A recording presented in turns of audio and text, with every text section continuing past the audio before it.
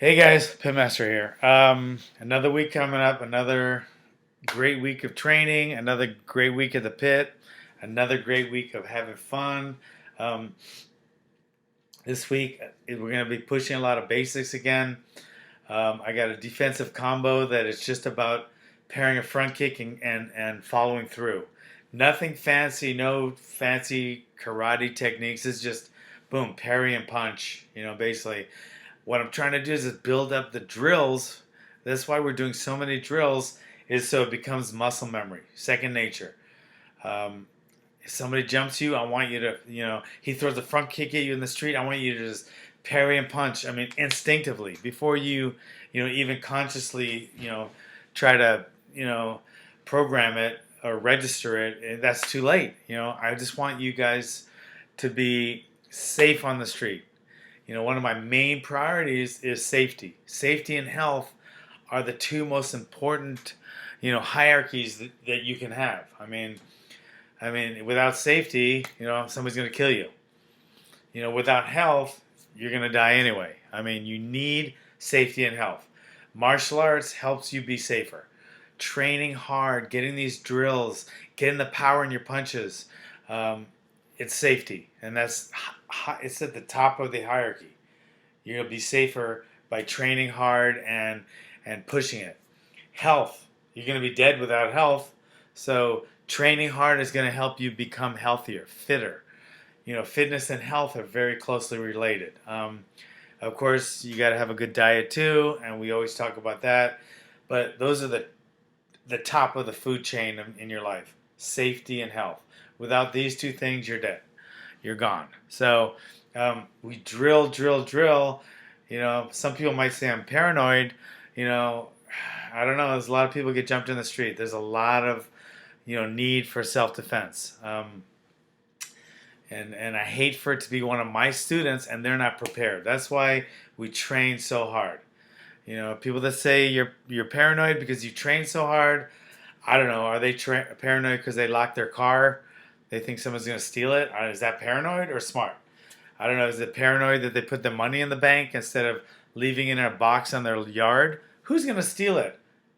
Are you paranoid or smart keeping your money in the bank? I mean, there's a fine line, and I think training hard is very important, for your health and safety. So, the self-defense, covers both.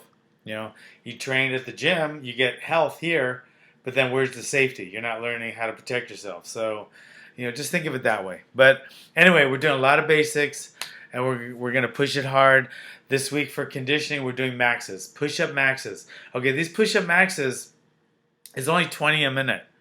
You only have to do 20 in a minute. The reason is I want everybody to drop on the ground, lift their hands off the ground, and then do a push up with this clap.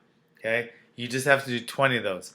So you just fall to the ground, take your hands off the ground, and then do a push up and a clap. Your instructor is going to show you how, so don't worry about that. And then we're going to do squats, just the basics, pull-ups.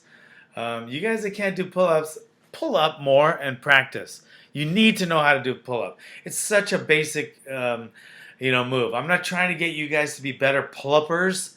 I'm not CrossFit where I want you to be better exercisers.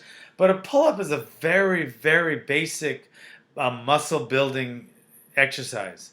I don't care if you do kipping and you don't have to do, tons and tons of them, but you should be able to pull yourself up to the chin, to the bar. Okay, I mean that's, the sit-ups. You need some core strength.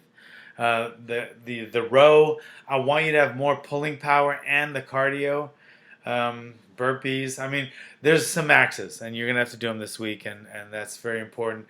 And this is a precursor to your test, so take it seriously because the test is gonna be here before you know it, and you need to do this stuff.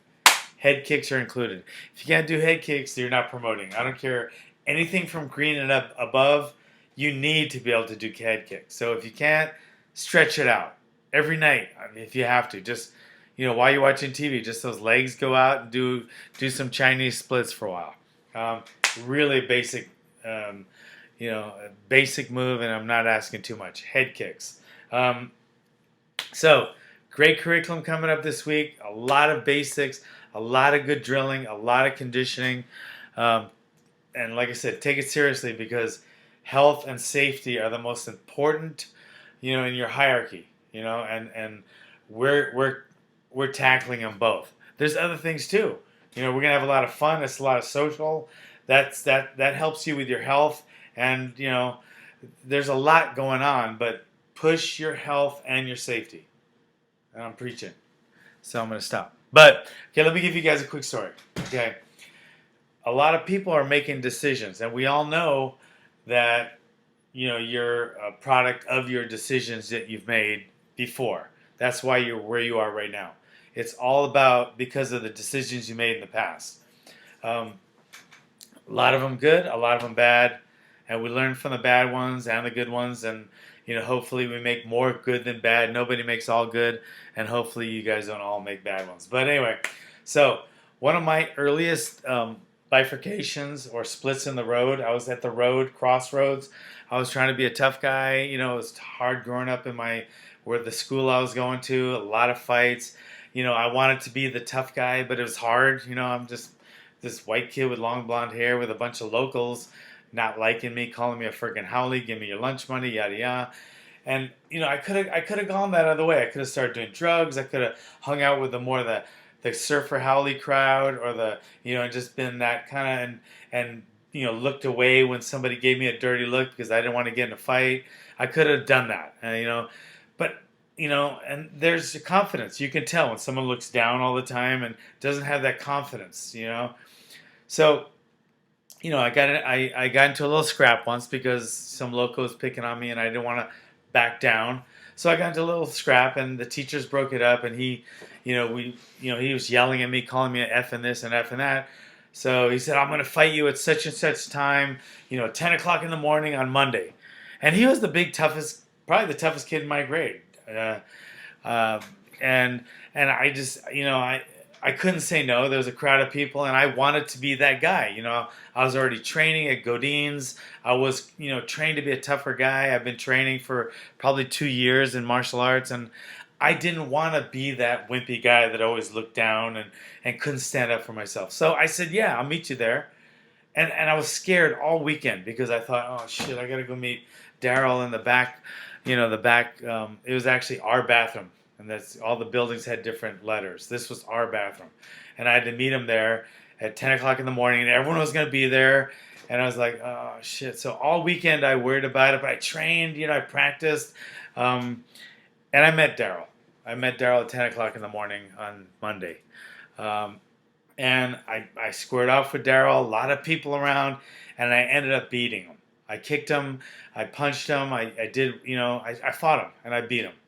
And he was a tough kid. He was a big, well-known. Everybody knew him in school, and I beat him, and that elevated me, and that helped me become who I am. I was scared, but I went through the fear, and I did it. I did that with a lot of my professional amateur fights as well, but that was the first real one. That was, I think, my turning point.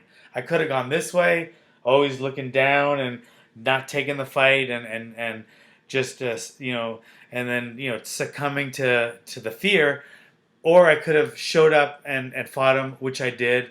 And to me, that made my life, at least in that way, that much better.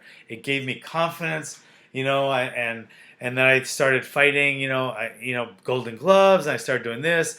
It all started to me from that. I was at a fork in the road, and I chose this. So I always give that story. That was my Daryl Silva. That's not his real name, but in case he's watching it, I don't want to, put him down or anything. But that's my fork in the road story, and everybody has one. And sometimes it's better to just push even when you're scared and just go through your comfort zone and make it educated, but sometimes go out on a limb and take a chance, and that's what I did. So anyway, that's my Daryl story, and that's the curriculum for the week. And if there's anything you need, please feel free to contact me. And thanks for being part of our family.